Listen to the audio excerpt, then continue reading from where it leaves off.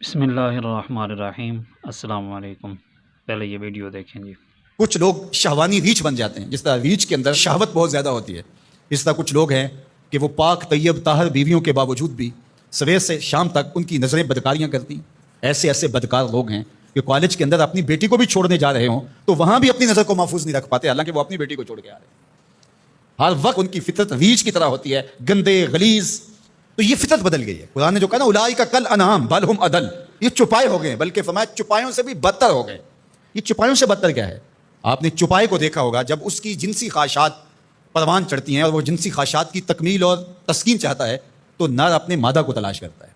آپ نے کبھی نہیں دیکھا ہوگا کہ کوئی نر سے جفتی ہوا ہو، لیکن انسان جب فطرتاً گندا ہو جاتا ہے تو پھر یہ جانوروں کی فطرت سے بھی نیچے گر جاتا ہے۔ یہ نر سے بھی جفتی ہو جاتا ہے، پھر اس کا مطلب کیا ہوا؟ بل ہم اضل، یہ اس سے بھی گندا اور غلیظ ہو گیا۔ اور اس شخص کے پلے رہتا کیا ہے کہ جو اتنا غلیظ اور گندا ہو جاتا ہے؟ چلتا پھرتا انسان نظر آتا ہے، شکل سے انسان نظر آتا ہے، بل ہم اضل، بلکہ چپایوں سے بھی آگے گزر گیا ہے۔ چپایوں سے بھی رویتاً جو ہے وہ آگے گزر گیا ہے۔ وہ درندہ بنتا ہے تو پھر جانور بھی جانوروں کو جو ہے وہ چیرتے پھاڑتے ہیں اور ان کا قتل کرتے ہیں، شیر، لیکن اس کو صرف اس وقت قتل کرتا ہے جب اس وقت بھوک لگتی ہے۔ جب اس کو بھوک نہیں ہوتی تو وہ کسی دوسرے جانور کا شکار نہیں کرتا، اور دوسرا وہ شکار کرتا ہے تو اپنے ہم جنس کا شکار نہیں کرتا، دوسرے کا شکار کرتا ہے۔ اور انسان جب درندہ صفت ہوتا ہے تو یہ انسانوں کے گوشت کے ٹکڑے کر کے اس پہ رقص بھی کرتا ہے۔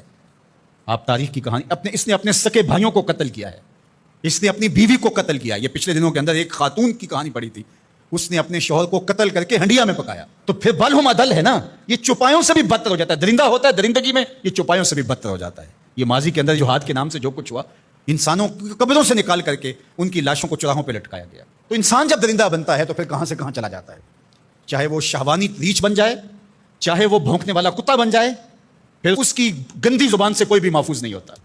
نہ ماں محفوظ ہوتی ہے، نہ باپ محفوظ ہوتا ہے، نہ بھائی محفوظ ہوتے ہیں، نہ بہنیں محفوظ ہوتی ہیں، اور نہ دوست محفوظ ہوتے ہیں، نہ معاشرہ محفوظ ہوتا ہے۔ اسی طرح کوئی بندروں والی فطرت بن جائے، بندروں کی آپ نے عادتیں دیکھی ہیں، کسی سے ماچس چھین لی، کسی سے جو ہے وہ روٹی کا ٹکڑا چھین لیا، کتنی عجیب حرکتیں کرتے ہیں۔ اور کچھ لوگ بھی اس طرح بندر فطرت ہوتے ہیں، اور آپ دیکھتے ہیں کہ وہ ہر وقت شرارتیں کرتے رہتے ہیں بندروں کی طرح۔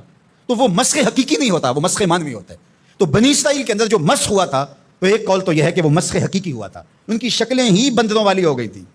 لیکن دوسرا قول یہ ہے کہ مسخ حقیقی نہیں ہوا تھا، مسخ مانوی ہوا تھا، کہ شکلیں تو بندروں والی نہیں ہوئی تھی، عادتیں بندروں والی ہو گئیں۔ اللہ اکبر، عادتیں بندروں والی ہو گئیں۔ اس امت کے اندر مسخ حقیقی نہیں ہوگا، اس امت کو اللہ نے محفوظ رکھا ہے مسخ حقیقی سے، لیکن مسخ مانوی ہوتا رہے گا۔ لوگ مختلف جانوروں کے مشابہ عادات اختیار کرتے رہیں گے۔ اور آج ہم اپنے معاشرے کے اندر دیکھیں تو کوئی کتا صفت ہے، کوئی بندر صفت ہے، کوئی ریچھ اور کچھ درندے کی عادات کو اپنے اندر ہوتا ہے، درندگی، سفاکیت، یہ ساری انسانوں کے اندر اتر آئی ہیں۔ تو پھر وہ انسان نہیں رہتے۔ غالب نے کہا تھا نا کہ آدمی کو بھی میسر نہیں انسان ہونا، جب یہ حد سے گزرتا ہے تو پھر بہت آگے نکل جاتا ہے، اور پھر یہ انسان نہیں رہتا بلکہ بندروں اور خنزیروں سے بھی آگے بڑھ جاتا ہے۔ اور یہ میں نہیں کہہ رہا، اولئک کل انعام، قرآن کہتا ہے یہ چوپایوں کی طرح ہے، بل ہم اضل، بلکہ چوپایوں سے بھی گیا گزرا ہے، چوپایوں سے بھی آگے گزر جاتا ہے۔ یہ تجاوز جب کرتا ہے تو اس کے پلے کچھ نہیں رہتا۔ تو انسان کی جو قدر و قیمت ہے وہ تو اس کے اس عقل و شعور، فہم، ادراک، اخلاقیات سے ہے، اور اگر اس کے پاس یہ کچھ نہیں رہا تو یہ شکل تو ابو لہب کے پاس بھی تھی، یہ تو ابو جہل کے پاس بھی تھی۔ تو اس لیے قرآن مجید کے ان احکام کا اور ان واقعات کا انتباہ کریں اپنے اوپر کہ ہم اس میں سے کس عذاب میں، کس مصیبت کے اندر مبتلا ہیں اور ہو سکتے ہیں، اور اس سے بچنے کی صورتیں کیا ہیں۔ آج ہم اپنی خواہشات کے غلام بن جائیں اور شرعی تعلیمات کو، نبوی منہج کو، طریق کو چھوڑ دیں گے تو پھر ہم بھی بندروں اور جانوروں سے مختلف نہیں ہوں گے۔ تو اللہ تعالیٰ ہمیں اچھا صالح پاکیزہ انسان بنائے۔ مصر کے اندر حضرت موسیٰ علیہ السلام نے ایک کبتی کو تھپڑ مار دیا تھا، قرآن مجید کے دامن میں یہ واقعہ موجود ہے۔ تو آپ کی جلالت اور آپ کے زور کی تاب نہ لاتے ہوئے وہ وہیں ڈھیر ہو گیا، اس کی موت واقع ہو گئی۔ تو مصر کے حالات کشیدہ ہو گئے اور حضرت موسیٰ علیہ السلام کو مصر چھوڑنا پڑا۔ تو وہ شہر مدین کی جانب جا رہے تھے کہ راستے کے اندر ایک کنواں تھا، وہاں کچھ لوگ اپنے جانوروں کو پانی پلا رہے تھے۔ تو حضرت موسیٰ نے دیکھا کہ دو پردہ دار خواتین ہیں، وہ اپنے جانوروں کو ایک سمت لیے کھڑی ہیں، سمجھ گئے کہ مردوں کے ہجوم میں آنا نہیں چاہ رہی، ان کا حیا مانے ہے۔ تو آگے بڑھے اور ان کے جانور ہانکے اور ان کو سیراب کیا اور پھر ان کی جانب ہانک دیے۔ وہ واپس گئیں اور اپنے والد بزرگوار سے کہا کہ ایک سال نوجوان جس کی آنکھوں میں شرم و حیا تھا، اس نے ہمارے ساتھ یہ مہربانی کی۔ تو ان کے والد گرامی نے کہا کہ جاؤ اس کو بلا کے لاؤ۔ قرآن مجید میں اس کا ذکر کیا گیا، فجاءتہ احداہما تمشی علی استحیاء، ان میں سے ایک خاتون حیا میں سمٹی ہوئی حاضر ہوئی۔ اس نے کہا کہ ہمارے والد گرامی آپ کو بلاتے ہیں، آپ نے ہمارے ساتھ جو مہربانی کی ہے اس کا وہ اجر دینا چاہتے ہیں. تو حضرت موسیٰ علیہ السلام ان کے ساتھ چلے گئے، اور جب گئے تو یہ گھر تھا حضرت شعیب علیہ السلام کا، اور یہ صاحبزادیاں حضرت شعیب علیہ السلام کی تھیں. تو اس خاتون کا شرم و حیا کے ماحول میں حضرت موسیٰ علیہ السلام کو یہ کہنا اور چل کے اس انداز سے آنا، قرآن نے اس کی حکایت بیان کی ہے. تو خدا کو پسند ہے کوئی خاتون حیا کے ماحول میں آئے تو اللہ اس کی آمد کو اور اس کے آنے کو قرآن کا عنوان بنا دیتا ہے، اور قرآن کی حکایت بنا دیتا ہے کہ جو خاتون حیا کے جوہر کی مالکہ ہو وہ اللہ کو کتنی اچھی لگتی ہے. اللہ اکبر. حضرت نبی اکرم صلی اللہ علیہ وآلہ وسلم کا فرمان حیا کے حوالے سے، الحیاء من الایمان، حیا ایمان سے ہے. تو جتنے بھی ایماندار لوگ ہیں وہ پھر حیا کے جوہر سے مزین ہوں گے، مالا مال ہوں گے.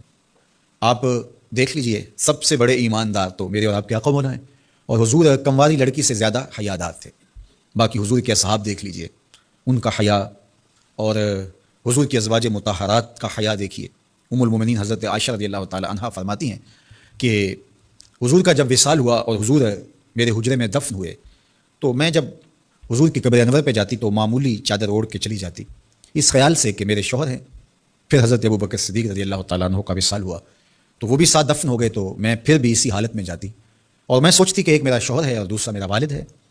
کہا پھر حضرت عمر رضی اللہ تعالیٰ عنہ کا انتقال ہوا اور وہ بھی ساتھ مدفون ہوئے. تو حضرت ام المومنین فرماتی ہیں کہ اب جب میں جاتی تو میرا جانے کا انداز مختلف تھا. فواللہ ما دخلت الا وانا مشدودۃ علی ثیابی حیاء من عمر. اب جب بھی میں جاتی تو خوب اوڑھنی اوڑھ کے اور چادر لے کے جاتی، مجھے عمر سے حیا آتی. یہ ام المومنین کا انداز زندگی ہے. مخدرات اسلام کو اس سے سیکھنا چاہیے. جو قبر میں دفن ہیں ان سے بھی یہ حیا کریں، جو مومنوں کی ماں بھی لگتی ہیں. اور آج یہ دلائل دیے جائیں کہ پردہ تو جناب دل کا ہوتا ہے، چہرے کا پردہ تو نہیں ہے. باقی کسی کو اپنی آنکھ میں شرم پیدا کرنی چاہیے. عورت کو کیا ضرورت ہے کہ وہ اپنے آپ کو ڈھانپ کے رکھے. اب ام المومنین کا عمل یہ ہے کہ فرماتی ہیں کہ میں اپنے آپ کو خوب سمیٹ کے جاتی حیاء من عمر. عمر قبر میں ہیں لیکن ام المومنین فرماتی مجھے پھر بھی حیا آتی. اور حضرت سیدہ طیبہ طاہرہ حضرت فاطمہ الزہرا رضی اللہ تعالی عنہا نے کہا کہ عورت کے لیے بہترین پردہ یہ ہے کہ اس کو کوئی غیر مرد نہ دیکھے اور وہ غیر مرد کو نہ دیکھے. تو جب یہ ہمارا دین ہمیں سکھاتا ہے اور حیا کا یہ سبق دیتا ہے، بڑوں سے حیا کرنے کی تلقین کی گئی، اللہ سے حیا کرنے کی، اس کے رسول سے حیا کرنے کی تلقین کی گئی. صحابہ فرماتے ہیں بعض اوقات ہم کچھ پوچھنا چاہتے ہوتے تھے اور حضور کے حیا کی وجہ سے ہم ایک عرصہ تک وہ بات نہیں پوچھ پاتے تھے. آج دادا کے سامنے بچے جس طرح بات کرتے ہیں اور جس طرح بچوں سے حیا کا جوہر ختم ہو گیا ہے اور اس کو وہ تہذیب نو کا کرشمہ سمجھتے ہیں اور جدید دور کی کرامت سمجھتے ہیں، یہ دور جدید کی کرامت نہیں ہے، یہ جاہلیت ہے.